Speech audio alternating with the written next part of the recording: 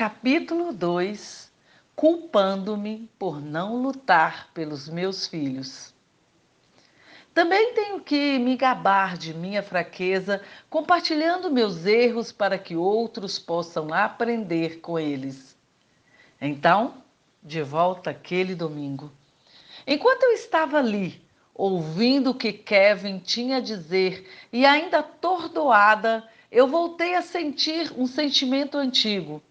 Eu perdi o controle e quis brigar porque agora ele estava ameaçando meus filhos. Como ele pôde pensar em tirar meus filhos e entregá-los para outra mulher com quem tive que lidar durante 5 anos do nosso casamento? Como ele pôde? Eu perdi completamente o controle. Tudo que aprendi nos cursos, tudo, simplesmente voou pela janela. Fico triste em admitir. Não estou orgulhosa de mim mesma e de como lidei com isso naquele momento. Mas fiquei incrivelmente chocada. Isso veio do nada. Não houve menção anterior a isso, nenhuma indicação de que isso aconteceria. Kevin saiu furioso e eu simplesmente desmoronei. A ficha caiu e percebi que ele estava falando muito sério. Sua decisão estava tomada e nenhuma quantidade de súplicas ou brigas mudaria nada. Nos dias seguintes, continuei fazendo tudo errado. Fui até a casa da minha tia, que é minha madrinha, e contei a ela sobre os planos de Kevin. E também contei a minha outra tia. Elas me disseram que eu deveria lutar contra isso e não podia permitir que Kevin levasse as crianças para morar com ele e a outra mulher. Eles até me deram um envelope com dinheiro para eu ir ver um advogado muito duro, de quem tinha ouvido falar, e marquei um encontro com ele. Mas então, meu marido celestial interveio e começou a trabalhar em meu coração. Ele me deu o desejo de traduzir o livro Enfrentando o Divórcio novamente. Acho que é porque tudo fica muito profundo quando você traduz. E o Senhor me lembrou de um versículo que li anteriormente no livro Enfrentando o Divórcio. Lá diz assim: concorde rapidamente com seu adversário, enquanto você está a caminho com ele, para que o seu adversário não o entregue ao juiz.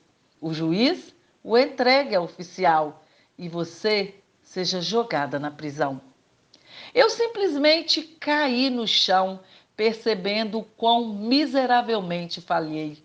Não apenas comigo e com meus filhos, mas com o Senhor.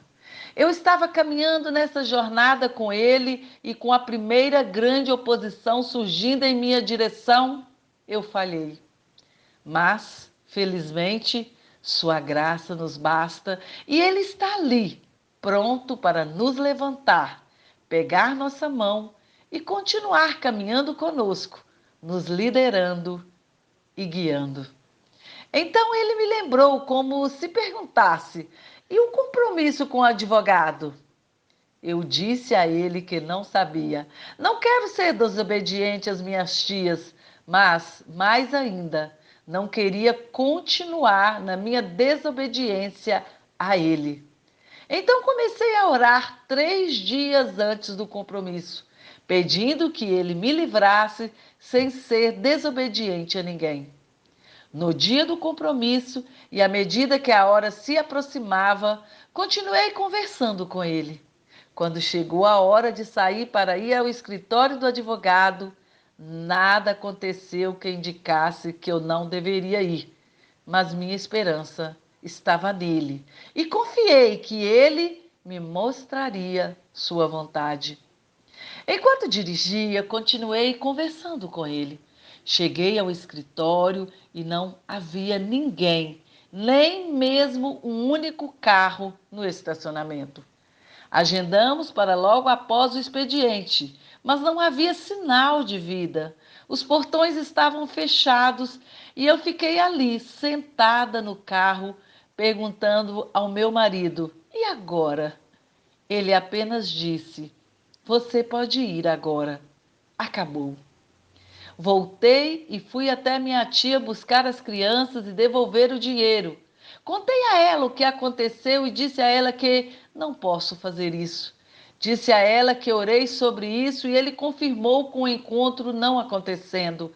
Então, essa não é a sua vontade ou o seu caminho.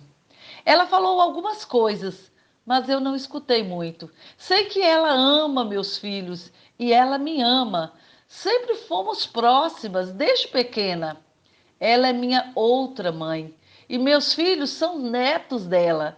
E ela está preocupada com eles porque os ama demais. É verdade que quanto mais falamos, mais continuamos a receber conselhos mundanos de pessoas que nos amam, se preocupam conosco e têm boas intenções. Até hoje, toda essa situação afetou meu relacionamento com minha tia, que é minha madrinha.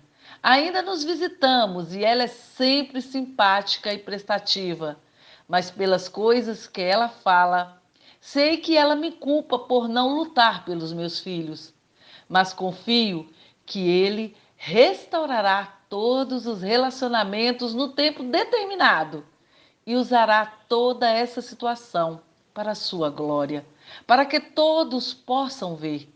E ele está lutando por mim e pelos meus filhos. Eu só preciso ficar quieta. Aprendi algumas lições muito importantes com a forma como lidei com essa situação e coisas que comecei a aplicar com mais zelo a partir daí, que é vencer sem falar, ter sempre o espírito manso e tranquilo, concordar com entusiasmo, levar tudo ao meu marido e deixá-lo cuidar do assunto ou orientá-la sobre o que dizer se você precisar dizer algo. Então agora eu tinha que percorrer o resto dessa trilha com ele e no final entregar minha vontade a ele.